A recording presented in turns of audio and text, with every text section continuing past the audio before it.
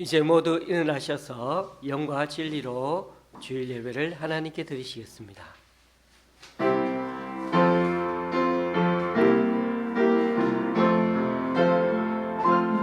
찬양하라 내 영혼아,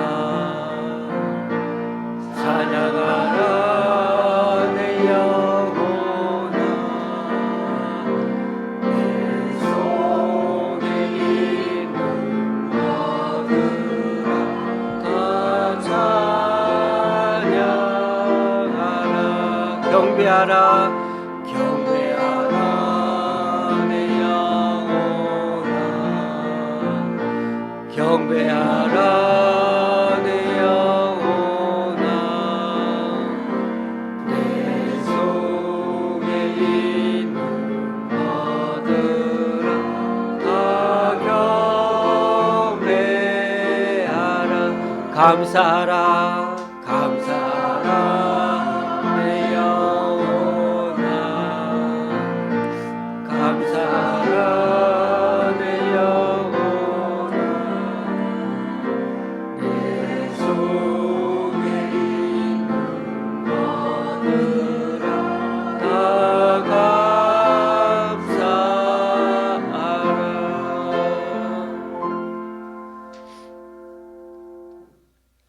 주의 성도들아, 여호와를 찬송하며 그의 거룩함을 기억하며 감사하라. 그의 노염은 잠깐이요 그의 은총은 평생이로다. 저녁에는 울음이 깃들일지라도 아침에는 기쁨이 오리로다. 주께서 나의 슬픔이 변하여 내게 춤이 되게 하시며 나의 베옷을 벗기고 기쁨으로 띠띠우셨나이다. 이는 잠잠하지 아니하고 내 영광으로 주를 찬송하게 하심이니, 여호와 나의 하나님이여 내가 주께 영원히 감사하리이다. 아멘. 사도신경으로 주님께 신앙 고백 올려드립니다. 전능하사 천지를 만드신 하나님 아버지를 내가 믿사오며 그 외아들 우리 주 예수 그리스도를 믿사오니, 이는 성령으로 잉태하사 동정녀 마리아에게 나시고 본디오 빌라도에게 고난을 받으사 십자가에 못 박혀 죽으시고 장사한 지 사흘 만에 죽은 자 가운데서 다시 살아나시며 하늘에 오르사 전능하신 하나님 우편에 앉아 계시다가 저리로서 산 자와 죽은 자를 심판하러 오시리라. 성령을 믿사오며 거룩한 공회와 성도가 서로 교통하는 것과 죄를 사하여 주시는 것과 몸이 다시 사는 것과 영원히 사는 것을 믿사옵나이다. 아멘. 자리에 앉으셔서 찬송 6장 찬양 드리시겠습니다.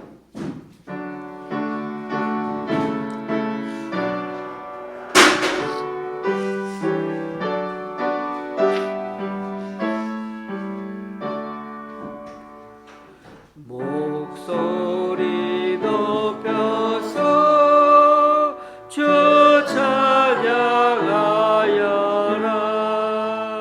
영광과 권세와 존귀와 위엄을 오늘이 다스리시는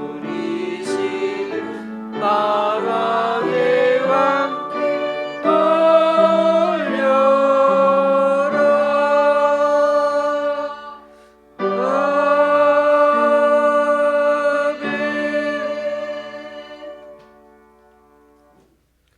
교독문 52번을 다 함께 교독하시겠습니다.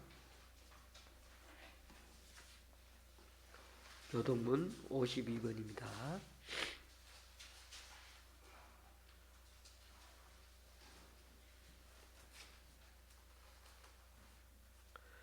청년이 무엇으로 그의 행실을 깨끗하게 하리까? 주의 말씀만 지킬 따름이니이다. 내가 진심으로 주를 찾아 싸우니 주의 계명에서 떠나지 말게 하소서. 내가 주께 범죄하지 아니하리 하여 주의 말씀을 내 마음에 두었나이다. 찬송을 받으실 주 여호와여, 주의 율례들을 내게 가르치소서. 내가 주의 법도들을 작은 소리로 엎드리며 주의 길들에 주의하며 주의 율례들을 즐거워하며 주의 말씀을 잊지 아니하리이다.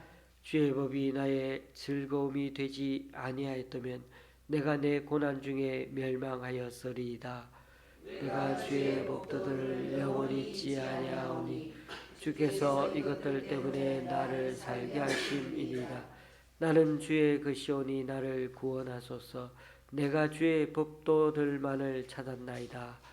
악인들이 나를 멸하려고 엿보오나 나는 주의 정금할만을 생각하겠나이다.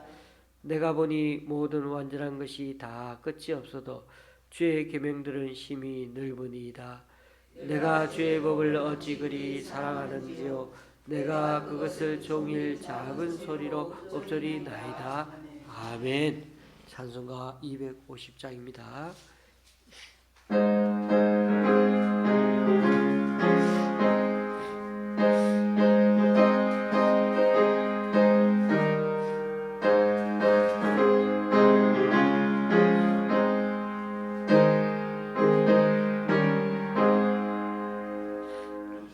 구주의 십자가 보혈로 죄 씻음 받기를 원하네.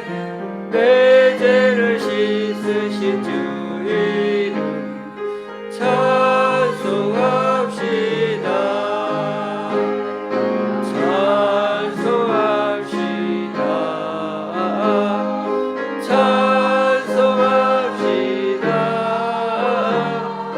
내 죄를 씻으신 주 이름 찬송합시다. 죄악을 속하여 주신 주 내 속에 들어와 계시네. 십자가 앞에서 주 이름 찬송합시다. 찬송합시다. 찬송합시다. 내 죄를 씻으신 주 이름 찬송합시다.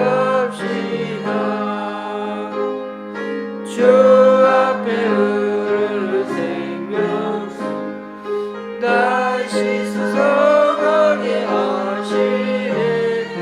내 깊은 정성을 다하여 찬송합시다.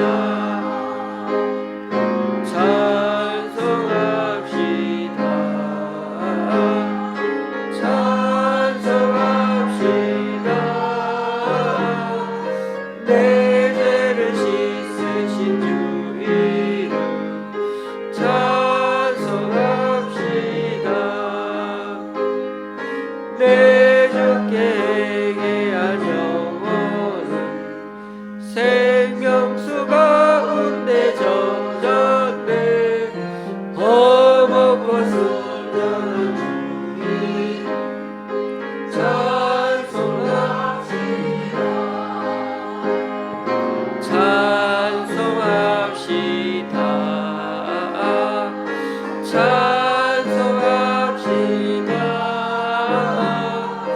내 죄를 씻으신 주 이름 찬송합시다.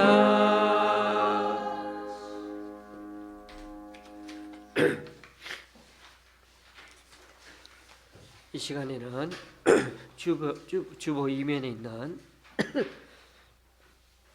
함께 기도문을 읽으면서 주님 앞에 함께 그렇게 기도하도록 하겠습니다.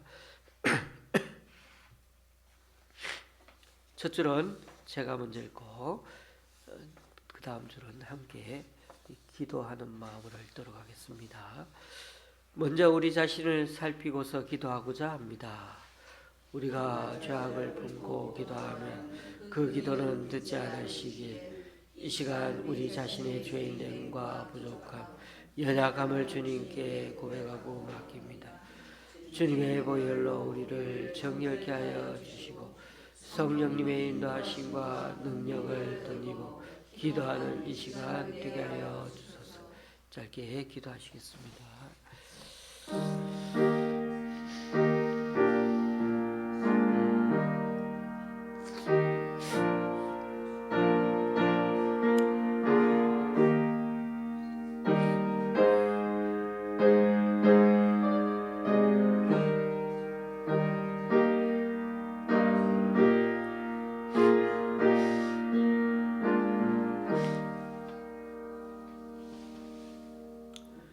우리 교회와 성도들을 위해 기도합니다.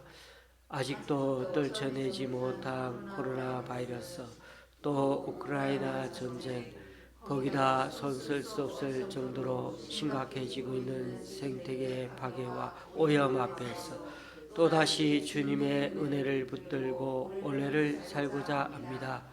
이를 위해 내가 속한 직장과 생활 전선, 가정과 학교 등에서 어떻게 하나님의 자녀답게 살아갈 건지 늘 되물으며 사는 우리 되게 하소서. 우리가 주님 나라 위에 애쓸 때마다 건강과 물질, 가정과 자녀, 인간관계 등 필요한 복으로 채워주셔서 올해 후반기에도 은사와 달란트를 잘 발휘하면서 성실하게 살아가는 주의 자녀가 되게 하여 주소서. 우리나라 부동산 문제를 위해 기도합니다. 올해 2월부터 미분양 아파트가 감소하고 있지만 최근 진행된 공약에서 미달이 늘어나 미분양 아파트가 다시 증가세로 돌아설 수 있다는 우려가 나옵니다. 지난달 13일 직방에 따르면 지난달 전국 청약 미달률은 20.9%로 나타났습니다. 경상남도가 81.5%로 미달률이 가장 높았고 경기도와 제주도가 뒤를 잇는 걸 보면 앞으로 건설업자들의 재정난이 예상됩니다. 이 나라의 주택 건설이 수요에 맞게 진행되어 건설업이 안정적으로 발견하게 하시고 또한 주택 실수요자들에 대한 국가적 혜택이 제공되어 주거의 공급과 수요가 안정되게 하여 주소서. 국토교통부가 지난달 12일 열린 전세 사기 피해 지원위원회 제9회 전체 회의에서 858건을 심의했고 그중 728건에 대해 전세 사기 피해자로 최종 가결했습니다. 이처럼 끊이지 않는 주택 사기로 인해 겨우 쉴 곳을 마련한 서민들이 전 재산을 송두리째 날려버리는 허망한 일들이 지속되고 있습니다. 이 땅에 전세 관련 법제도가 정비되어 전세 사기자들이 발붙일 수 없게 하시고 전세를 통해 주거를 마련하려는 서민들이 어려움에 빠지지 않도록 보호하여 주소서. 아프리카 리비아를 위해 기도합니다. 대홍수로 인명피해가 속출한 리비아 북동부 도시 데르나에서는 과거 내전으로 묻혀있던 쥐레가 홍수에 떠내려오면서 추가 피해의 우려가 커지고 있다고 합니다. 홍수 피해로 인한 사망자 수도 제대로 집계되지 않은 현실인데 삶의 기반이 무너진 이재민을 먹일 식량과 식수가 확보되도록 국제적인 지원과 시설 복구가 신속히 이루어지게 하소서. 또한 리비아의 교회를 통해 소망으로 회복시키는 주님에게로 다시금 나오는 역사가 있게 하옵소서. 중동 팔레스타인 전쟁을 위해 기도합니다. 어제 새벽 유대 명절 마지막 날인 안식일에 팔레스타인 무장단체 하마스가 수천 발의 로켓을 발사하며 이스라엘을 기습 공격했습니다. 이로 인해 팔레스타인은 전쟁 상태로 치닫고 있으며 이스라엘은 피해 보복을 다짐하고 있습니다. 이스라엘과 팔레스타인 간의 오랜 분쟁이 여전히 계속되고 있는데 이번 교전이 국제적인 전쟁으로 확대되지 않게 하시고 주변국들의 도움으로 조속히 평화 협정이 이루어져 더는 피를 흘리지 않게 하여 주소서. 인도네시아를 위해 기도합니다. 세계에서 세 번째로 큰 열대 우림을 보유한 인도네시아에서 여름 건기가 절정에 가까워지면서 산불 관리에 비상이 걸렸습니다. 이미 서울 면적의 1.5배가 불에 탔음에도 엘니뇨로 인한 폭염 속에 산불이 확산될 조짐을 보이고 있습니다. 인간의 노력으로는 산불 진압에 한계가 있사오니 주의 능력 가운데 산불이 진압되어 이 땅과 인근 지역에 평화가 있게 하여 주소서. 필리핀을 위해 기도합니다. 현대판 노예 근절 기구의 발표에 따르면 필리핀 내 온라인 아동 성착취의 범죄 피해를 겪은 아동들이 급증해 50만 명에 이르렀다고 합니다. 범죄 피해를 겪은 아동의 수는 전체 미성년자 100명당 1명꼴이며 피해자의 평균 연령은 11세였으며 4세 미만 피해자도 9%에 달했습니다. 어려운 경제 상황에서 손쉽게 돈을 벌고자 어린이를 착취하는 인신매매 범죄자들의 악행을 막아주시고 피해 아동들이 속히 구출되어 회복의 절차를 밟게 하소서. 또한 탐심과 정욕으로 가득한 자들의 양심을 깨워 이 악한 행실에서 돌이킬 수 있도록 역사하시고 성착취로 고통받은 어린이들이 어둠에서 벗어나 빛으로 인도하시는 하나님을 알아가도록 이 땅의 교회들을 깨워 주소서. 우리 자신의 기도 제목 갖고 각자 기도하시겠습니다.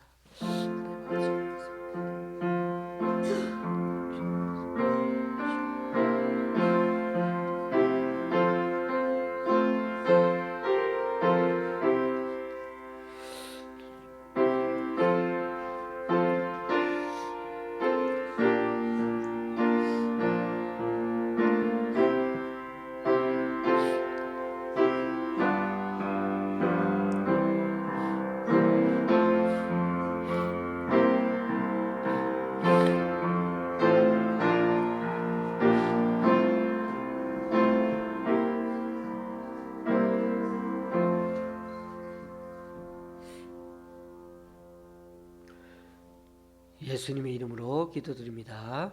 아멘. 오늘 우리에게 주시는 하나님의 말씀은 열왕기상 13장 11절에서 19절까지입니다. 제가 가지고 있는 성경은 구약 537쪽입니다.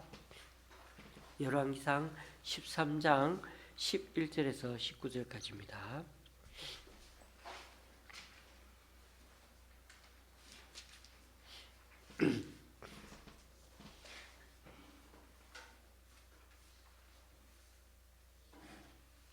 교도가실 때 마지막 절은 같이 읽도록 하시겠습니다. 베델에 한 늙은 선지자가 살더니 그의 아들들이 와서 이날에 하나님의 사람이 베델에서 행한 모든 일을 그에게 말하고 또 그가 왕에게 드린 말씀도 그들이 그들의 아버지에게 말한지라. 그들의 아버지가 그들에게 이르되 그가 어느 길로 가느냐 하니 그의 아들들이 유다에서부터 온 하나님의 사람의 간기를 보았음이라. 그가 그의 아들들에게 이르되 나를 위하여 나귀의 안장을 지우라. 그들이 나귀의 안장을 지우니 그가 타고 하나님의 사람을 뒤따라가서 상수리 나무 아래에 앉은 것을 보고 이르되 그대가 유다에서 온 하나님의 사람이냐? 대답하되 그러하다. 그가 그 사람에게 이르되 나와 함께 집으로 가서 떡을 먹으라. 대답하되 나는 그대와 함께 돌아가지도 못하겠고 그대와 함께 들어가지도 못하겠으며 내가 이곳에서 그대와 함께 떡도 먹지 아니하고 물도 마시지 아니하리니 이는 여호와의 말씀이 내게 이르시기를 네가 거기서 떡도 먹지 말고 물도 마시지 말며 또 네가 오던 길로 되돌아가지도 말라 하셨음이로다. 그가 그 사람에게 이르되 나도 그대와 같은 선지자라. 천사가 여호와의 말씀으로 내게 이르기를 그를 네 집으로 데리고 돌아가서 그에게 떡을 먹이고 물을 마시게 하라 하였느니라 하니 이는 그 사람을 속임이라. 이에 그 사람이 그와 함께 돌아가서 그의 집에서 떡을 먹으며 물을 마시니라. 아멘.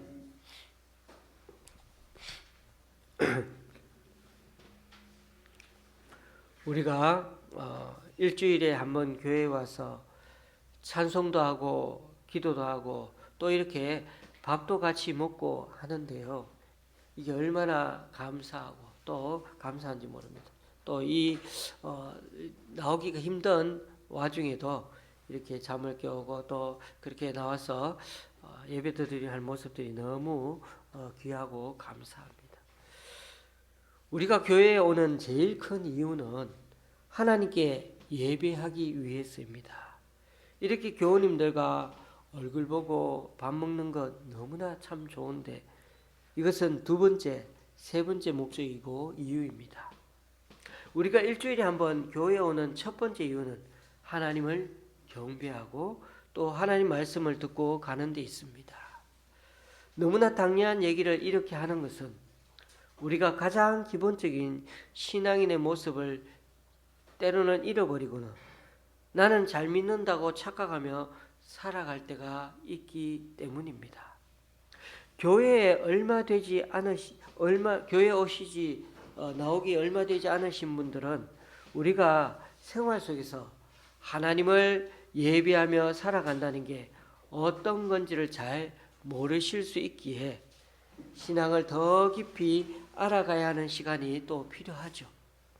그러나 교회에 오래 다니고 계시는 분이라면 하나님을 예배하고 하나님을 만나는 일이 얼마나 우리에게 중요한지를 지식으로 알고만 있지 말고 우리의 마음으로 늘 우리의 신앙으로 그렇게 고백하고 살 수 있어야 합니다. 안 그러면 우리도 모르게 신앙에 녹이 슬게 되고요. 머리는 잘 아는데 몸은 그렇게 살지 않는 영적 무기력증에 빠지기 쉽습니다. 여러분, 사람은 정직해야 합니다. 거짓말하지 말라는 것은 십계명에만 있는 것이 아니고 이 말은 우리가 초등학교에 다닐 때부터 아니 요즘은 어린이집이나 유치원에 다닐 때부터 들어왔던 말씀입니다.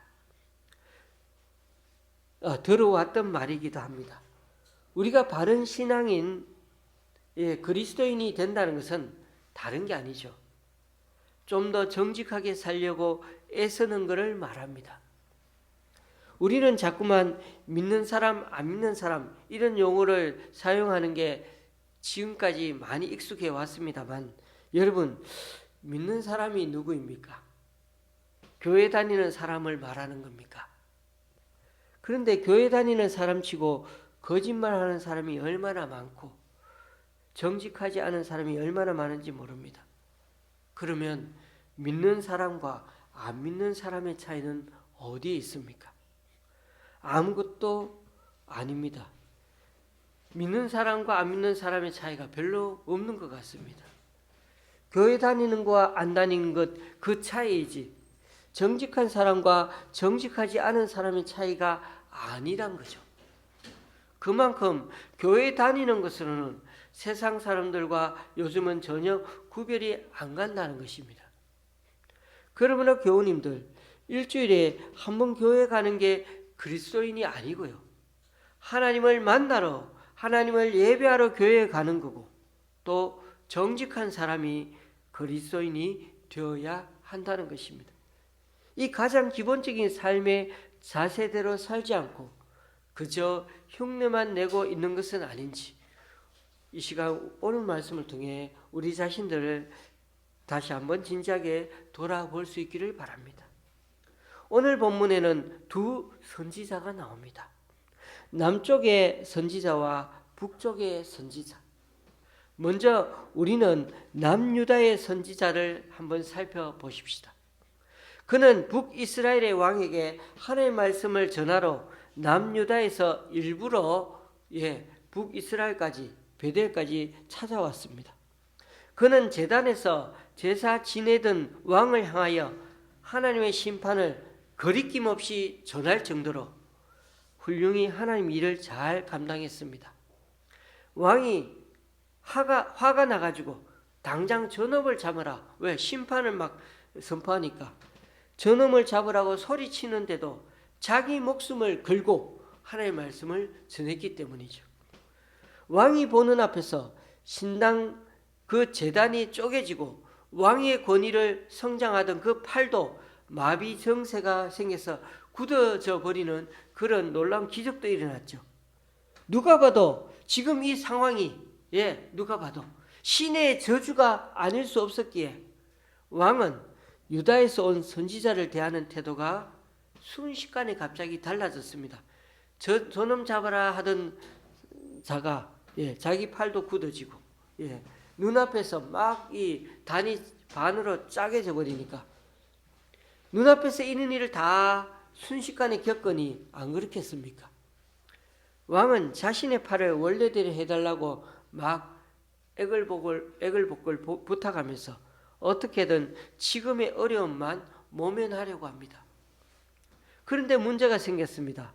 이렇게 하나님 말씀대로 잘 감당했던 선지자를 시기하던 또 다른 나이 든 선지자가 있었는데 바로 북쪽의 베델의 선지자입니다.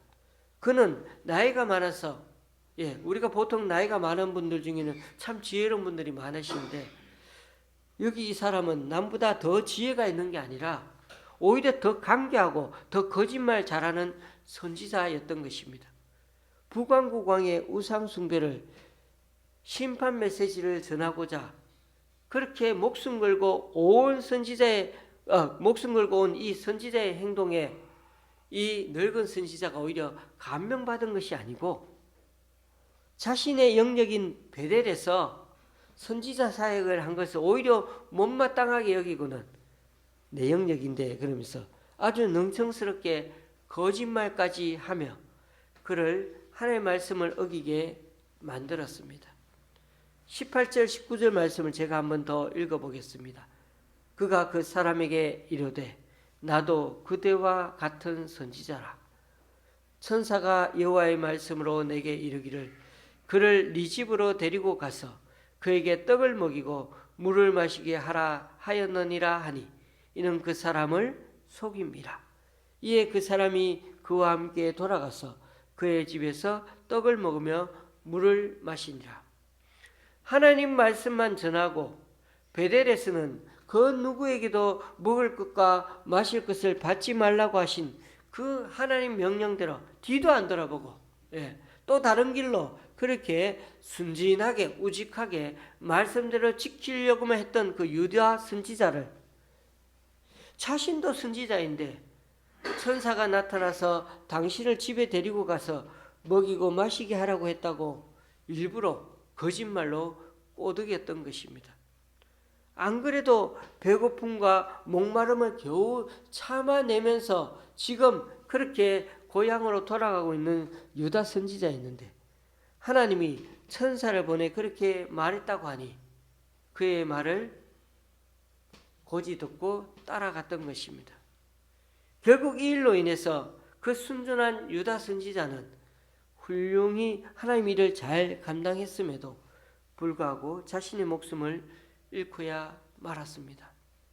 여기서 나오는 선지자는 오늘날로 말하면 하나님의 말씀을 맡은 자인 목회자를 1차적으로 가리키는 말일 수 있습니다.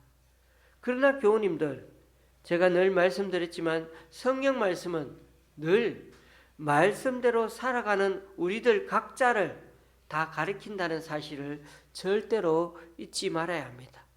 안 그러면 오늘 이 말씀은 저 같은 사람에게만 해당되니까 여기 계신 분들은 이렇게 열심히 오늘 말씀의 교훈을 안 들어도 되는 거죠. 제가 늘 강조하는 부분이 우리 모두는 왕 같은 제사장이라는 사실을 잊지 말자는 것입니다. 우리 모두가 하나님의 부름받은 사람들입니다. 저는 오늘 신앙인의 속임수에 대해 말씀드리고자 합니다. 유다 선지자가 왕을 찾아가서 하나님의 심판을 전한 것은 왕의 신앙이 거짓으로 점철되어 있었기 때문입니다. 우리가 이미 앞서 큐티에서 묵상한 대로 여로보암 왕은 북이스라엘의 자신의 백성들이 남유다 땅에 있던 예루살렘 성전에 가서 예배드리고 제사 드리러 다니다가 혹여나 결국은 나중에 남유다 왕의 영향력에 다들 젖어들어서 자기에게는 돌아오지 않을까 두려워했습니다. 그래서 어찌되었던 그 주도권을 빼앗기지 않으려고 애써서 만들었던 게 바로 여로보암식 예배였습니다.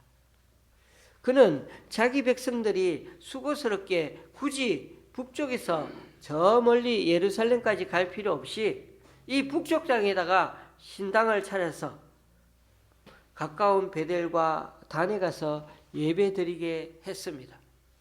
그리고 금송아지도 만들어서는 저기 예루살렘에 있는 임재 상징인 언약궤나 별 차이가 없으니까 여기 금송아지 앞에서 제사를 지내게 했습니다. 교우님들, 당장 급하면은요 이런 것들이 무시될 때가 참 많죠. 이렇게 약식으로라도 예배를 드리는 게 어디냐, 좋지 않냐 이렇게 말하는 겁니다. 이것은 오래전에 이스라엘 백성들이 광야 생활할 때 모세가 십계명 돌판을 받으러 간 사이에 금송아지를 만들어서 여호와라고 부르며 경배하던 죄를 다시금 반복하는 것과 다름이 없습니다. 여로보암이 저지른 제사법은 모두 하나님이 바라지 않으시는 방법이었고 또 심지어 제사장도 아론 계열의 사람도 아니었고 절기 또한 왕이 편리한 대로 인위적으로 정해 지키고 있었던 것입니다. 그러니까 어떻게 보면 하나님을 안 믿을 수는 없고 진짜 하나님을 있는 그대로 순종하고 받아들이기에는 너무 불편하니까 자신이 마음대로 조종할 수 있는 그런 하나님으로 바꾸어서 그렇게 믿는 것입니다. 북이스라엘 사람들은 그러니 얼마나 편해졌겠습니까? 저 멀리 가지도 않고 자기 왕이 하나님 제단을 이렇게 북쪽에다가 두 군데 딱 가까이 일어나서 다 가까이 가서 만날 수 있도록 알아서 다 세워주니까 멀리 남쪽의 예루살렘까지 가지 않고 정말 편하게 예배하게 되었습니다. 사람이 편해지면 점점 마음도 안일해질 수 있습니다. 등이 따뜻해지고 배가 불러지고 사람은 눕게 마련이고 손과 발이 쉬게 되면 점점 눈꺼풀이 내려와서 영혼에 잠이 들기 마련입니다. 우리는 코로나 통해서 그런 것을 조금 체험하기 시작하지 않았습니까? 그러면 이럴 때마다 우리가 지금 하나님의 말씀을 거스르는 자리에 있지는 않는 건지 다시 한번 스스로에게 되물어 보아야 합니다. 교우님들, 급한 것을 때문에 급하다고 우리의 신앙을 때로는 무너뜨릴 수가 있는 것입니다. 때로 예배를 안 드리는 것이 문제가 아닙니다. 마음이 안 내키고 힘이 들어서 예배 못 드릴 수도 있습니다. 그게 솔직한 자신의 심정이라는데 어떻게 하겠습니까? 그래도 그걸 이겨내면 참 좋겠는데 그게 참 안 되는 걸 어떻게 하겠습니까? 그런 경우에 우리도 함께 기도하면서 다시금 주님을 붙들고 일어서도록 함께 기도하며 도와줘야 합니다. 그런데 그보다 더 문제는 교회에 와서도 나 중심의 예배, 나를 만족시켜줄 예배를 드리는 것이 문제입니다. 예배를 안 드리기는 좀 마음이 찝찝해서 그냥 예배를 의무적으로 해치워버리는 듯이 그렇게 예배를 드린다면 그것 또한 문제라는 것입니다. 이번에는 그런 점에서 여기서 정직해지라는 것을 다시 한번 이 말씀 가운데 깨닫게 됩니다. 우리 그리스도인은 정직해지라는 것입니다. 나 자신도 속이는 신앙인이 때로 있으니까 나 자신도 속이는 신앙인이 되지 말자는 것입니다. 이번에는 베델의 늙은 선지자의 속임수를 한번 살펴보겠습니다. 남쪽 나라 선지자인 유다 선지자가 굳이 북쪽에 갈 이유가 있습니까? 거기에도 선지자들이 많을 텐데요. 그가 북쪽 나라까지 찾아가서 북이스라엘 왕의 거짓 신앙을 경고하고 예언해야 했던 것은 1차적으로 북쪽의 예언자들이 제대로 선지자 역할을 하지 못했기 때문일 것입니다. 또 한편으로 그만큼 이 유다 선지자가 하나님의 말씀을 정직하게 잘 전하던 사람이었기에 이렇게 하나님께 부름받아 왔을 것입니다. 이 유다 선지자는 왕의 집 절반을 자신에게 준다고 했는데도 준다고 할지라도 단호히 하나님의 말씀대로 지키게 나갈 거라고 거부한다고 그렇게 할 정도로 철저한 신앙인이었습니다. 먹고 마실 걸 대접해 주겠다고 하는데도 그 왕의 환대를 거부했죠. 그런 거를 강교한 베델 선지자가 순진한 이 선지자를 천사가 전해준 하나님의 말씀 운운하면서 속이는 바람에 되려 하나님의 말씀을 어기게 된 것입니다. 여기서 우리는 이런 동정론이 우리 마음에 떠오르지 않습니까? 이 유다 선지자가 무슨 죄가 있지? 속이려고 든 그 강교한 노인 선지자가 잘못된 거지. 맞습니다. 나쁜 사람이 속이려 들면 얼마나 쉽게 속임을 당할 수 있는지 모릅니다. 요즘 보십시오. 보이스피싱으로 돈 떼이는 일이 얼마나 많습니까? 또 얼마나 순진한 교인들이 이단으로 넘어가는지 모릅니다. 이미 아시는 분도 계시지만 예전에 우리 교회에 나오던 한 성도는 답심리 쪽으로 이사가서 거기서 박옥수 목사에게 빠져서 지금도 헤어나오지 못하고 있습니다. 제가 예전에 다니던 교회 집사님도 지금은 천공이라는 사람에게 깊이 빠져 있다고 합니다. 그 집사님은 교회 성경 퀴즈 대회에서 1등 하신 분입니다. 제가 그때 성경 퀴즈 문제를 냈기 때문에 잘 압니다. 참 똑똑하신 분인데도 아무 소용없더군요. 목사님 걱정 마세요. 저는 절대로 속지 않을 겁니다. 아닙니다. 오늘 우리가 여기서 배우는 교훈은요, 우리가 말씀 앞에 순진하게 믿으려 하면 할수록 우리조차도 넘어질 수 있다는 것을 배워야 합니다. 세상에 강교한 사람들이 속이려 들면 누가 안 속겠습니까? 그러므로 그럴수록 우리 자신이 더 겸손하게 더 주님의 도우심과 보호하심을 간구해야 합니다. 우리가 너무 연약하기 때문에 우리를 지켜주셔야 한다고 말입니다. 오늘 말씀에 베델의 한 늙은 선지자는 선지자라는 타이틀을 가지고 있었지만 하나님의 참된 선지자는 아니었습니다. 그가 신앙인이라는 삶의 증거는 우리의 기대와는 완전히 다릅니다. 이 선지자는 지금 우상숭배의 중심지인 베델에 살고 있습니다. 선지자임에도 불구하고 여로보암 왕이 하나님께 불의를 행할 때 하나님의 말씀을 전하여 돌이키도록 하는 모습이 전혀 없습니다.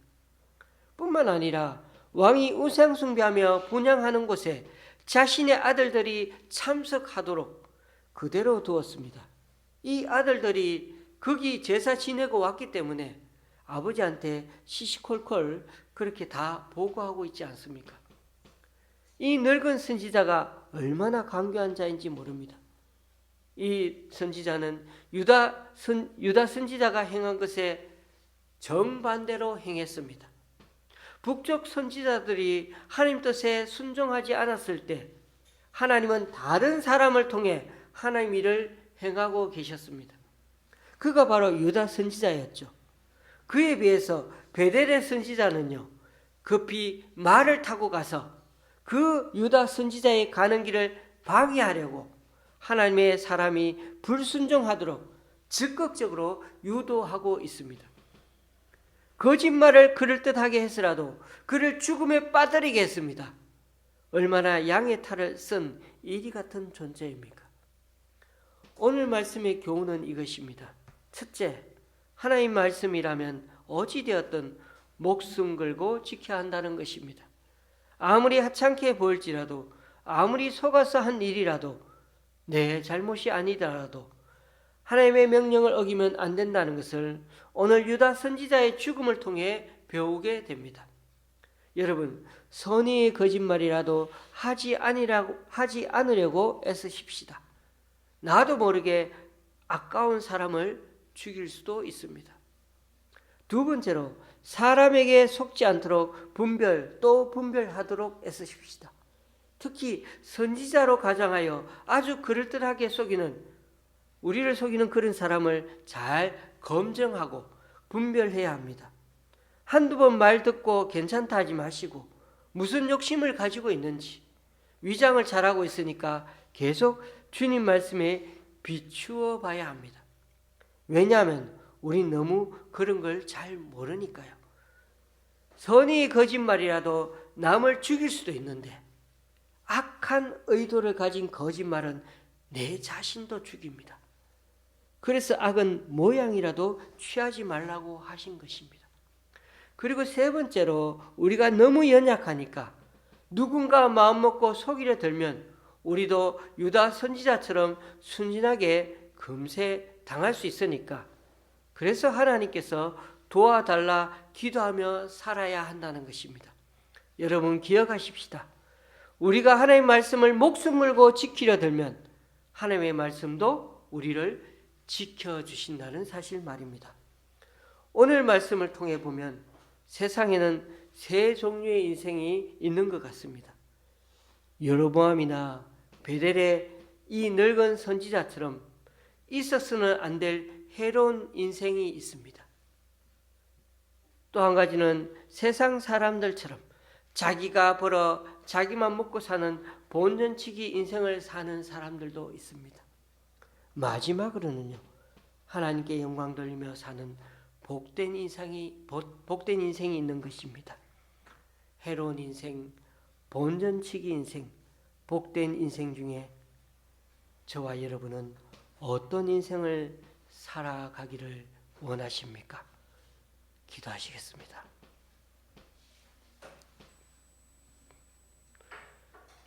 주님, 오늘도 우리는 이 자리에 나와 예배드리러 왔습니다. 우리의 이 예배드림이 형식적으로 왔다가 돌아가는 모습이 아니라 우리의 진정성을 다해 하나님을 높이는 예배 모임이 되게 하여 주옵소서. 머리로만 믿지 않게 하시고 마음을 다해 삶에서 쏟아내므로 우리의 행동을 통해, 말씀 순종을 통해 열매 맺어가는 우리들의 순수한 신앙이 되게 하여 주옵소서. 악은 모양이라도 따르지 않게 하시고 선의의 거짓말도 되도록 하지 않게 하여 주옵소서. 하나님의 말씀을 목숨처럼 지켜내되 우리의 연약함 때문에, 그리고 순진해서 남에게 속을 수도 있습니다. 주님께서 우리를 지켜주시되 위경에 처할 때마다 눈동자같이 지켜주시옵소서. 우리가 앞으로 하나님을 따르는지 아니하는지는 우리들 삶으로 드러나게 될 터인데, 우리가 늘 정직하게 땀 흘리며 돈을 벌게 하시고 또 내가 희생하더라도 값지게 섬기며 살아가는 우리들이 되게 하여 주옵소서. 그래서 나중에 정말 땅을 치고 후회하지 않도록 늘 주님 말씀을 목숨처럼 소중히 여기며 살아가게 하옵소서. 우리 주위 사람들을 다 사랑하며 살기에도 바쁜 세상살이기에 해로운 인생, 본전치기 인생이 아니라 이제는 주님과 함께 착한 일을 하며 살아가는 복된 인생이 다 되게 하여 주옵소서. 예수님의 이름으로 기도드리옵나이다. 아멘. 찬송가 445장입니다.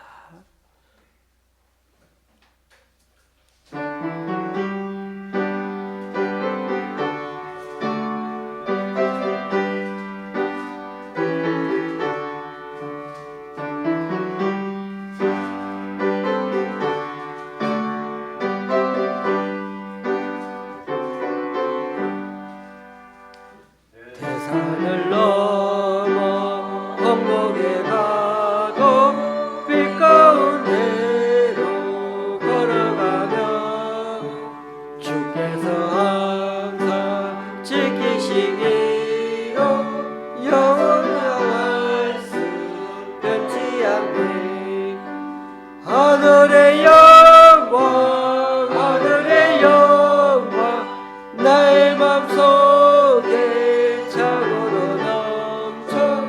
할렐루야를 힘차게 불러 영원히 주를 찬양하리.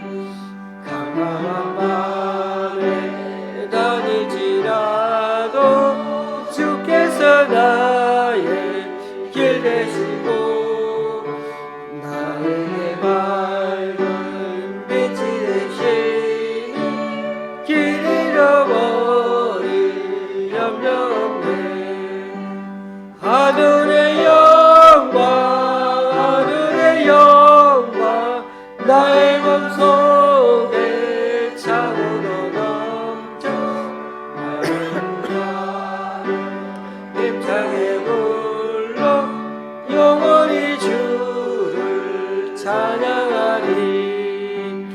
캄캄한 밤을 여음에 받아 찬란한 천국 바라보고 할렐루야를 힘차게 불러 날마다 빛에 걸어가리.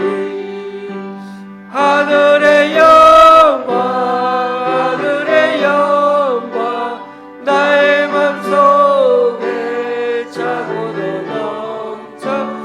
할렐루야를 힘차게 불러 영원히 주를 찬양하리.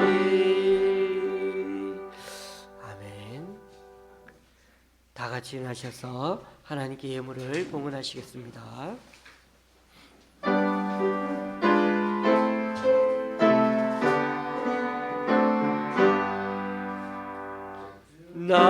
나의 보아드리니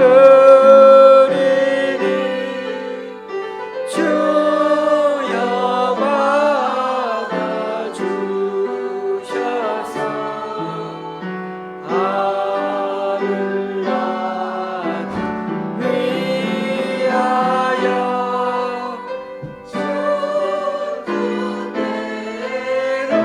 쓰소서.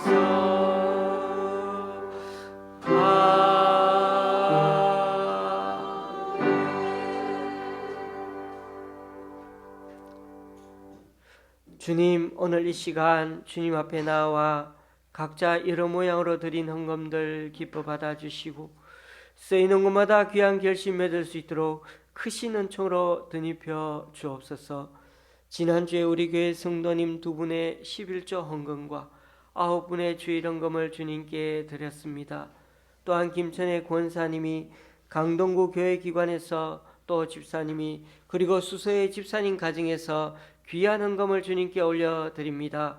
이분들의 헌신과 승김 귀하게 받으셔서 이분들을 통하여 하나님 나라가 더욱 확장되게 하여 주시옵소서. 예수님의 이름으로 봉헌기도 드립니다. 아멘. 감사합니다. 앞뒤 좌우로 인사 나누시겠습니다.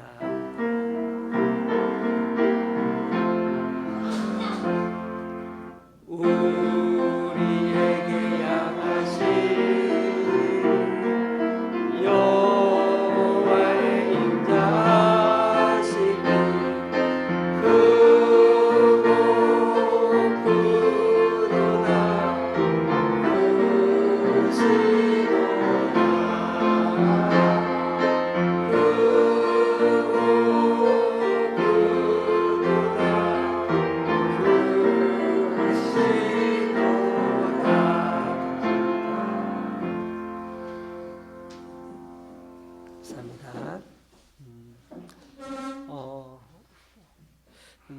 뉴스를 들으셨겠지만은 어제 새벽부터 이스라엘의 전쟁이 지금 뭐 국지전 같은데 전쟁으로 비화할 가능성이 많아졌습니다. 그래서 지금 당면하고 있는 세상이 여전히 전쟁도 많고 자꾸 늘어나고 있고 기후 문제 때문에 앞날이 어둡죠. 거기다가 어제부터인가요? 전철비가 1,400원으로 올랐는데 조금 있다가 연말에 한 번 더 오른다죠. 참 점점 힘들어지긴 하는데 그럴수록 주님께 더 의지하는 계기가 되어서 우리 인생의 주인이신 주님께 이 계기를 통해서 주님께 많이들 주님을 찾아가고 나아가는 역사가 일어났으면 좋겠습니다. 이번 주에 제가 노예에 갑니다. 노예에서 여러 골치 아픈 일들이 많이 있습니다. 잘 해결될 수 있도록 기도 부탁드리겠습니다. 이번 한 주간도 많이 웃으시고요. 오늘 음식도 맛있게 드시며 교제 나누면 좋겠습니다. 찬송가 53장입니다.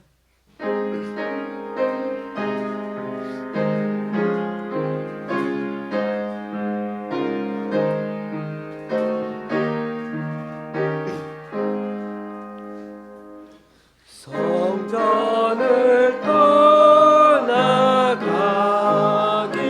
전 머리를 숙일 때 주께서 함께 계시고 복 내려주소서.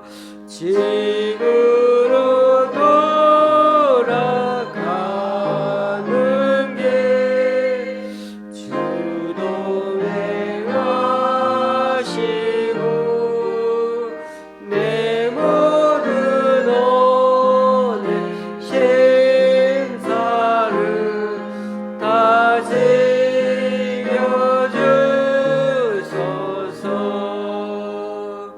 거룩한 날이 다가고 저녁이 되도록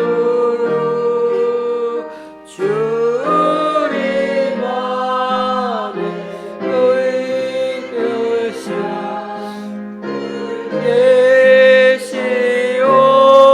계시옵소서.